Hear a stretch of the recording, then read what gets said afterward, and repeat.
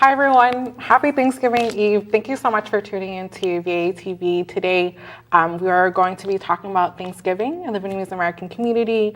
VATV is hosted through the Vietnamese American Initiative for Development, VATAID, and we're here every Wednesday night. So the first hour was in Vietnamese, and now we're going to be speaking in English.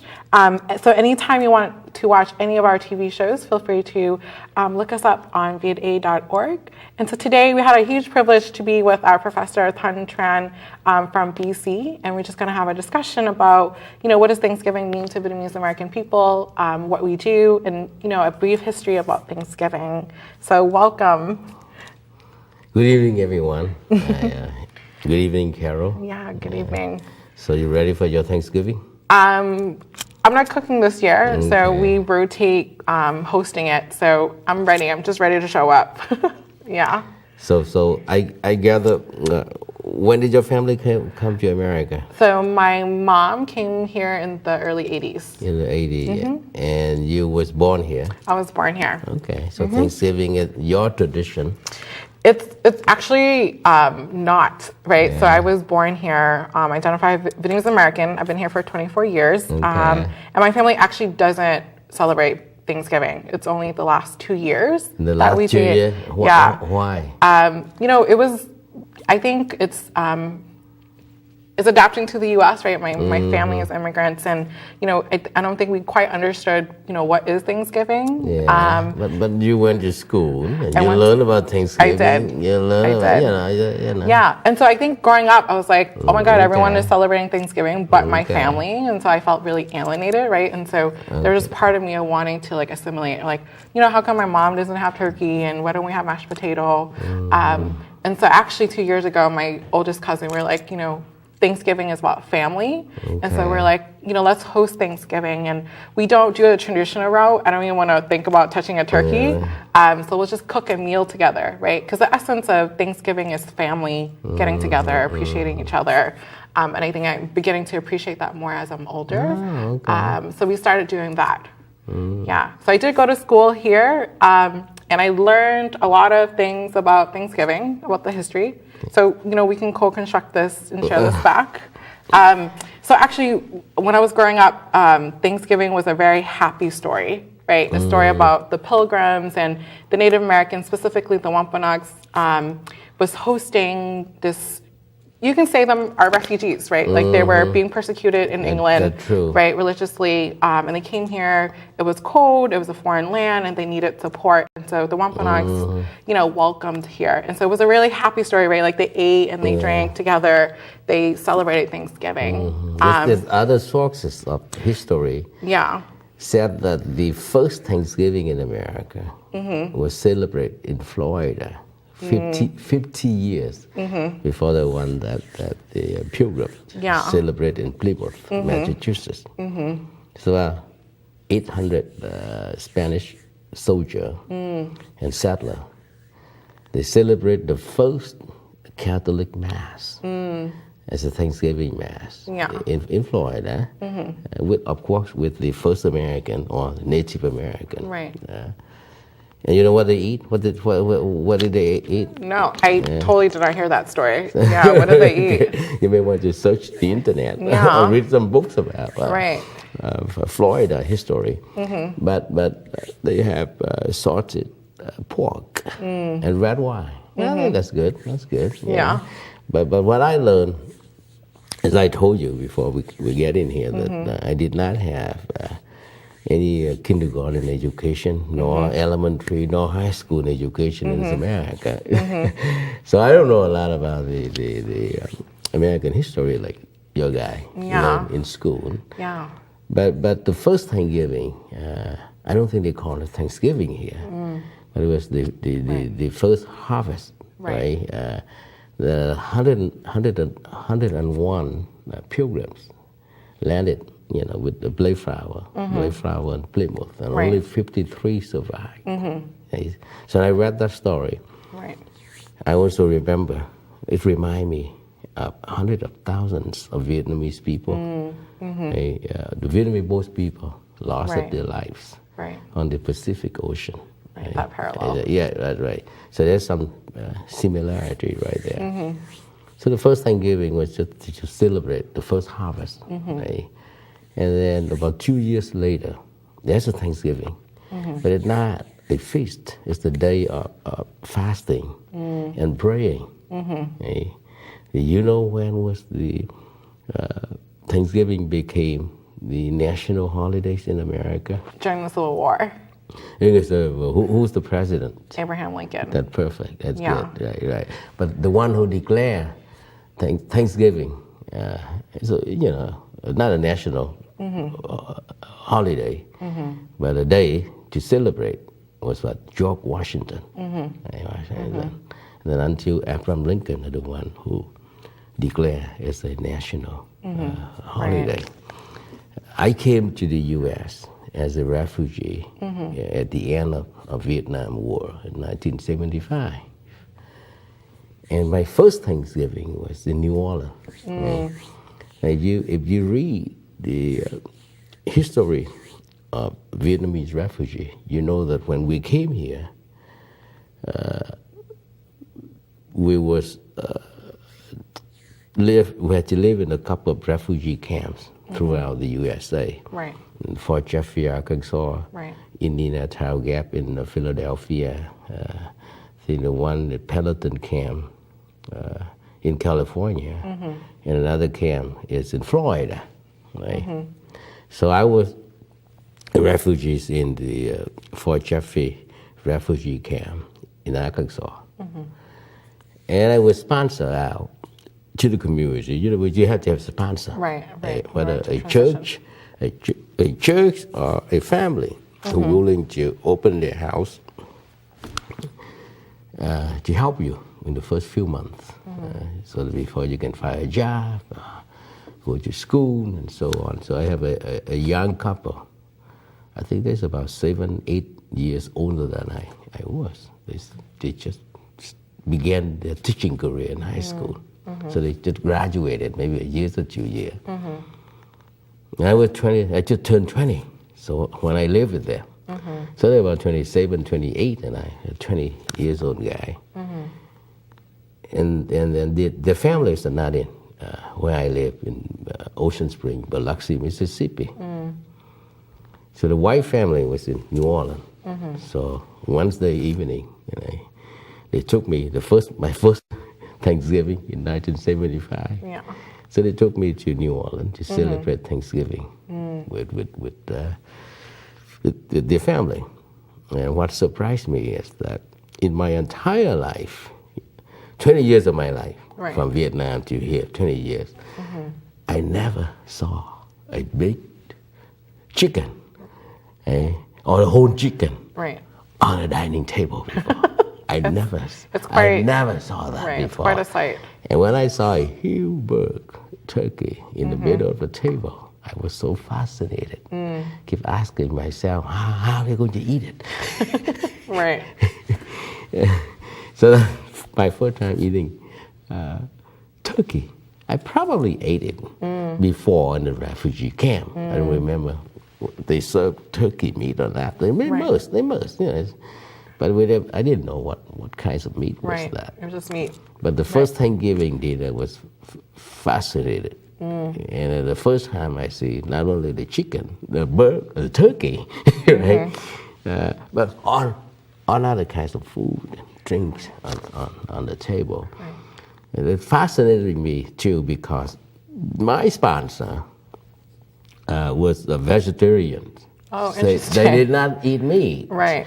So when I came out from the refugee camp to their house, and I expect that they eat meat every day, morning, lunch, and dinner. Right. No, they did not. Yeah.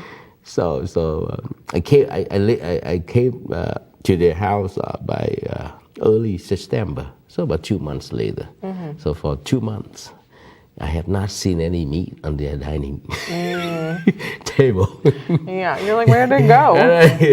So they only ate beans and vegetable and cheese. Right. Right. So the turkey was for the guests. The turkey was the big, huge thing. I don't remember if they ate it or not. Yeah. But I did. Yeah. But I did.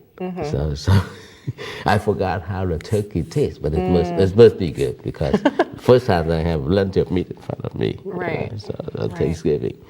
Right. So in the first few years in the Vietnamese community, I was surprised that it took your family 22 years to celebrate Thanksgiving. But most Vietnamese families that I know, it takes them about 3 to 5 years to begin to celebrate the Thanksgiving like Americans do. What happened is that when we came here in 1975, the Vietnamese community is spread all over the place in America, and it's pretty small. In a small community, people was given turkey at Thanksgiving. If you work at a company, a factory, sometimes you get a turkey to bring home, right? Or your sponsor will give you a turkey at Thanksgiving, but nobody knows what to do. So most of my friends, they make curry out of the turkey. That makes or sense. they make stew. Right.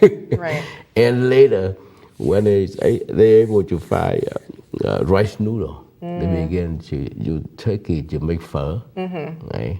Yeah. So those are the things that people begin to celebrate Thanksgiving. Right. But when the kids went to school, and they learn about Thanksgiving, and their friends talk about turkey. They learn about how Americans celebrate Thanksgiving. And American parents began to adapt to the American culture. Right. And they begin to serve turkey. Right. Okay? Some family, instead of using turkey, they're using duck, for example. Right, chicken. For Thanksgiving, and Yeah, I took an informal poll among my peers and was like, "Do you celebrate Thanksgiving?" And I think what I noticed is that for some families they do go all out, right? They get a turkey, they have all the sides, macaroni and cheese, and mashed potatoes, and then for others it's really about bringing families together, and so they'll cook traditional Vietnamese food. So they'll have like a big pot of bún riêu or like bánh xèo, and so it's not like your turkey, but it's the idea of this is a time where all of the U.S. is, focusing on family and appreciation. And I mean, if it wasn't for me and my cousin, we wouldn't celebrate Thanksgiving. It was just any other day for us, right? We're just like, oh, everyone's celebrating, whatever that means for them. And our family's like, oh, it's just a day off for the kids, and we're hanging out. And so it's just really interesting to think about immigrant relationships too, like, their host countries' holidays and customs, right? And then they make it their own. That's true. That's true. For example, I know a lot of Vietnamese family when they celebrate Thanksgiving, instead of making the traditional American stuffing, they use noodle. They use noodle to substitute it. Right. Yeah. And I think it tastes good. Yeah. And I think that's a beautiful thing, right? There's no one way of celebrating Thanksgiving. No. Right? And Vietnamese people. No. So you live where do you live now? I live in Boston. You live in Boston, and you talk to your Vietnamese American friends, and that's how they celebrate Thanksgiving. Yeah, and so just like what I report back, and so some do cook the whole meal, and other people are like, actually we celebrate on Saturday when everyone is like back and get together. Some people do Friendsgiving, so it's among friends and not necessarily their families. And other people do hot pot. Right? And so there's just like so many different ways, and there's no one way. And I didn't know that growing up, so I remember growing up, I felt really bad. I was like, we don't have turkey at home, right? I can't go back to school and tell like, hey, we had turkey, and then squash, right? And so it was just a really interesting dynamic. So right? how did you cope with your friends and in the classroom when they came back from Thanksgiving and they talk about Thanksgiving dinner? How did you deal with that? Yeah, coping. That's I don't know. I honestly can't remember. I think at some point I'm just like, my family doesn't celebrate Thanksgiving, and it is just what it is, right? And so Yeah, and that was such an interesting dynamic, right? Like, am I American enough, right, for not celebrating Thanksgiving? So those questions comes up, and so like, what does it mean to be American? Yeah, I do want to loop back to a little bit of a history about Thanksgiving, especially thinking about the Wampanoags, right? And so actually, tomorrow out in Plymouth, it's considered as National Day of Mourning for the Wampanoag people, right? So people go to Plymouth Rock and they honor the histories of really painful trauma of genocide that had happened to indigenous people. And so I think it's just really interesting to think about, Thanksgiving as a day of appreciation, while for indigenous people, it's a reminder of, all the pain that have gone through and their loss of land. And actually, Wampanoag peoples were really, skeptical of the pilgrims when they came. We're like, who are these people? Who wouldn't be, right? That's true. Yeah. And when the pilgrims came, right, I think they appreciated all the work that the Wampanoags did. And eventually, because of the quest of land and resources, right, a lot of indigenous people end up dying, right? And so I didn't learn that history until I was in college, right? And so I'm just thinking about our relationship to trauma as Vietnamese people because of war and because of pain and loss of land. I think that's also a really important parallel. So we can sympathize with the pilgrims about being persecuted. We can also sympathize with the indigenous people, dealing with trauma and especially intergenerational trauma, right? That indigenous people are still living in really inequitable lives. That's true. Right? Yeah, and so, that's true. So I just want to bring that in because I think that's really important. And we owe it to our indigenous, hosts here, right? Like, I wouldn't be able to be here if indigenous people didn't welcome the first people.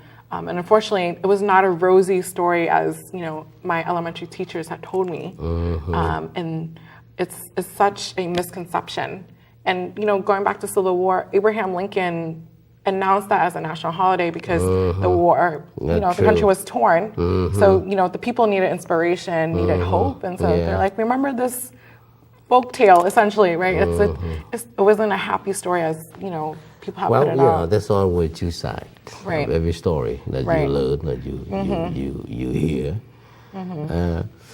We're the product of history. Right. And you cannot change what happened. Right. But you can change what's going to happen. Right. So your generation, the younger generation, when you look at the history and you learn what happened to people, so what are you going to do? You're not going to learn about that and get mad that people did that to these people. Right. They took the land, they genocide people. Question is that what can we do? Right. What can we do? Yeah, that's an important question. And I think it's also important that it's part of our narrative every single year, right? That we remember the indigenous people and that we don't just, buy into the idea of, pilgrims and, Native people sat at a table really happily, right? There was a whole backlog story of like 500 years. And so you're right, absolutely. What is the story? And then what can we do moving forward? That's true. Right? How do we treat this land? How do we acknowledge the indigenous people? And we're thankful that we're in a society that we're able to say what we think and what we don't like. Right. So that's one reason to celebrate Thanksgiving. Right. And for me, I think the true essence is, again, family appreciation and, sharing a meal, breaking bread together. And so, anything else you would like to share about, Vietnamese people with Thanksgiving? Yeah, well, like I said, I came here as a refugee on Thanksgiving. When I learned what Thanksgiving is about,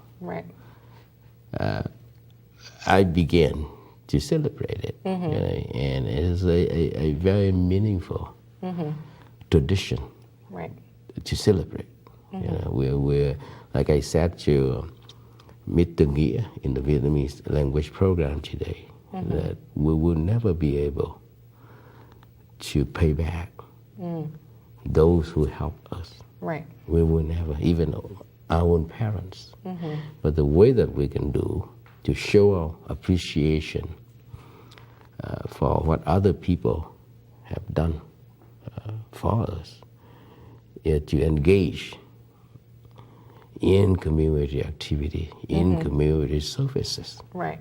Paying it forward. That's right. To make sure that we become a productive members of the community where we are living now, at this moment, in this. Yeah. So it's a really important time of year to think about the collective. That's right. Yeah. So it's good that we celebrate Thanksgiving. Good that we thank God. We thank people who will help us.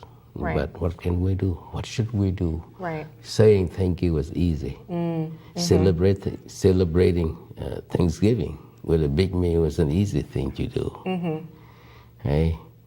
But in order to pay back what we received, it's a difficult thing to do. And I think the best way to do, as I just said, that let's do something that benefits other people. Right. So what's your favorite way of, giving back and paying it forward? I'm doing what I can within my own limitations. For example, what I've been doing in the past few years to develop a language integration programs for the Vietnamese community in Randolph. So we teach Vietnamese children, Vietnamese American children to learn Vietnamese so that they can communicate with their elder generation. And we have ESL class for the older Vietnamese people so that they can communicate with their kid, their grandkid, and at the same time to integrate into the larger community. So it's a simple thing it's huge. that I can do with all my time. And this is a Sunday program, but you may want to stop by and visit that program sometime. So that's how we're... and it's huge, right? I think the biggest rift between first generation and second generation is the language. That's true. I'm the embodiment of that, right? When elders are like, your Vietnamese is so good, it's just like, I'm like getting by with my colloquium, right? But that connection is so important, right? Conflicts arise when you can communicate with each other. So then what do you want to do in order to pay back, to return the favors that you received from others? I see it, I'm already doing that. So I work at the Vietnamese American Community Center. I work with our young people, high school youth. I run programs, and it's a way for me to pay forward because when I was in high school, I went to a youth program in Chinatown, and that was a really important experience for me from sophomore year to senior year. And I never thought I would be able to come back to Dorchester and work, right? It was just not, in our family conversation, no one talked to me about what it means to be a youth worker or being a teacher, right? And so I feel like I do that every day where I'm able to work with young people. So this year, I'm working closely with high school seniors to support them with their college process. And so I do a lot of essay editing.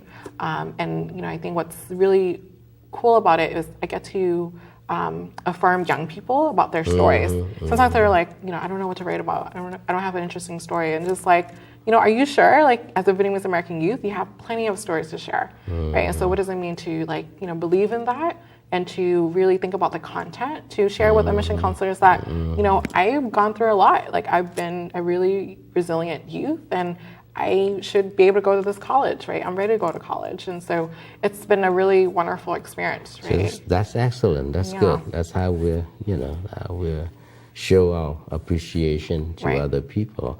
But as a refugee myself, a former refugee, when I read the news of a refugee in Europe, it broke my heart. It broke my heart that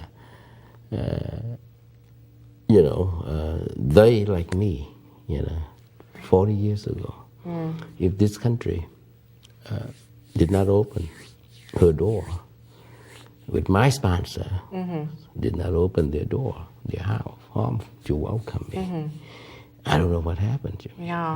So I think, thank you for bringing that up. So for this Thanksgiving, we really have to think about the Syrian refugees, right? And all the refugees that's in the Middle East, right. and really thinking of them and extending our prayers and our blessings to them, and how lucky we are to be able to be with our family, and we hope that's the same for the Syrian refugees.